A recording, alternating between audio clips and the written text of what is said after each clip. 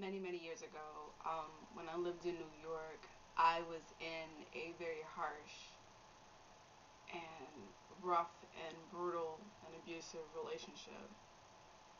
And I lived in a small studio apartment in an old building. And all my appliances and everything in this apartment were really old. And this was the layout.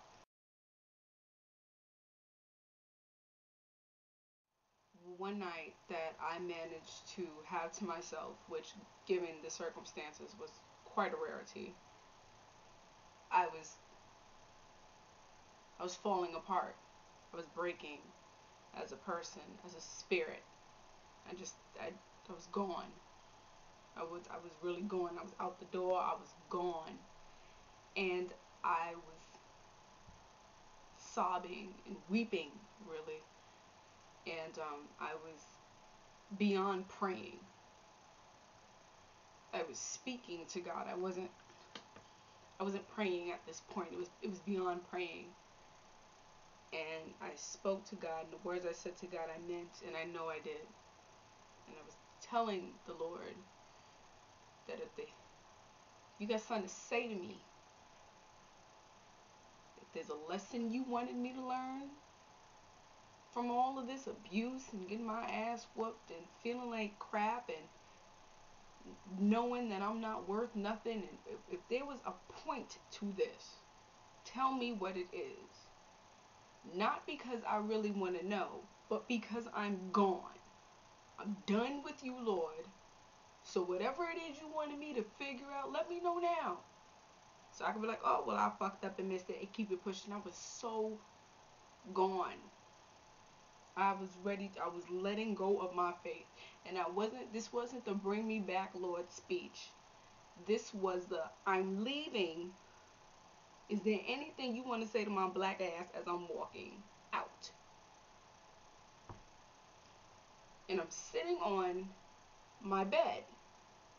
And from where my bed is, y'all see, on the other side is the kitchen. And in the kitchen, against that wall, is a refrigerator. And I had been munching and crying and carrying on. So I'm sitting in my bed and I'm speaking to God and I'm asking God, well, I'm basically telling God, I'm not even asking God, this is what you gotta say to me.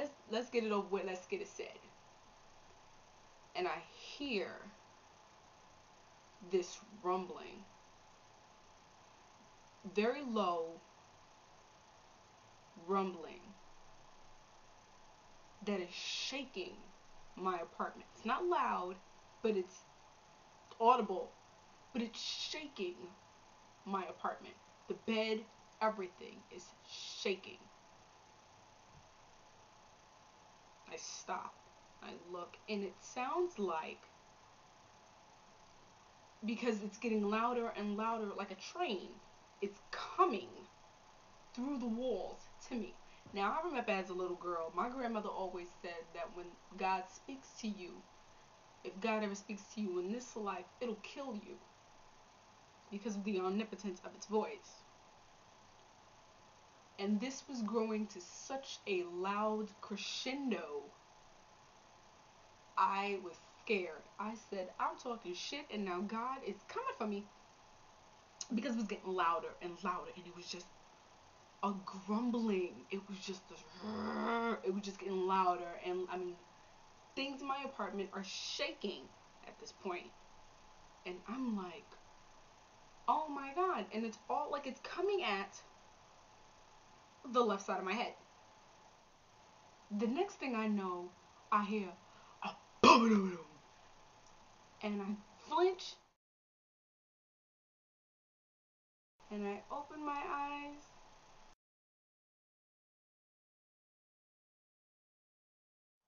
and I realize that the sound was the grumbling of that old rickety ass refrigerator on the other side of the wall.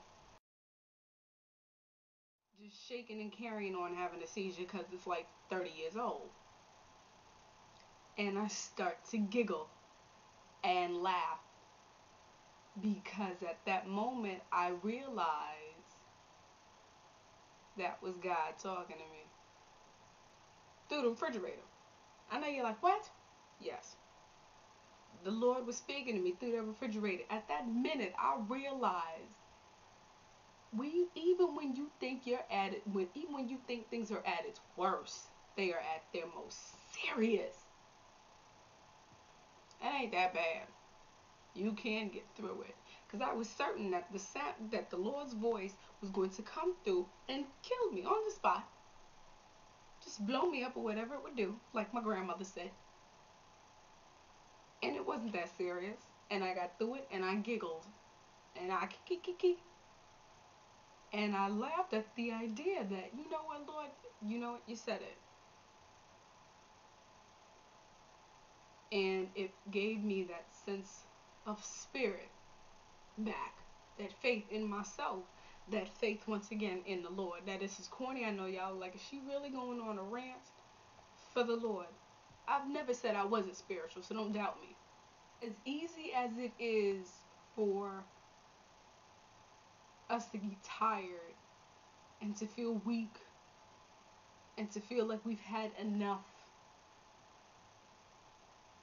you can pull from that weakness so much strength to do so much more. And I wish I could tell you a lie, but I promise you, the next day I called the nigga up and I was like, fuck you, you bootleg, broke ass, no good, low down son of a bitch. We ain't talking no more, don't call me. You gonna come through and we gonna fight, you gonna whoop my ass, whatever it is. We're gonna have to get it popping, and I'm gonna have to get the frying pans and my nunchucks, whatever it is, call my people and get them to come through, you know, the few kind of gangster people I know, get them to come through, do what I gotta do. I pulled it. I pulled from my weakness strength. You will find it. And it was through that evolution that I found the growth. I know that I will never ever be that person again. I know that I will never ever allow such things to happen to me. And I know that if it's within my power, I will never allow them to happen to my friends or family. And I'm sharing this story, you know, very few people know that I was ever in that situation. So for my close friends and family to watch this, I don't mean to put you off, but sometimes you gotta get a little naked to let people know you're real. And I just wanted to remind people, with all that's going on in the world, people going crazy and killing their babies because they lost their job, or people trying to cut out their girlfriend's implants, all this craziness that's going on.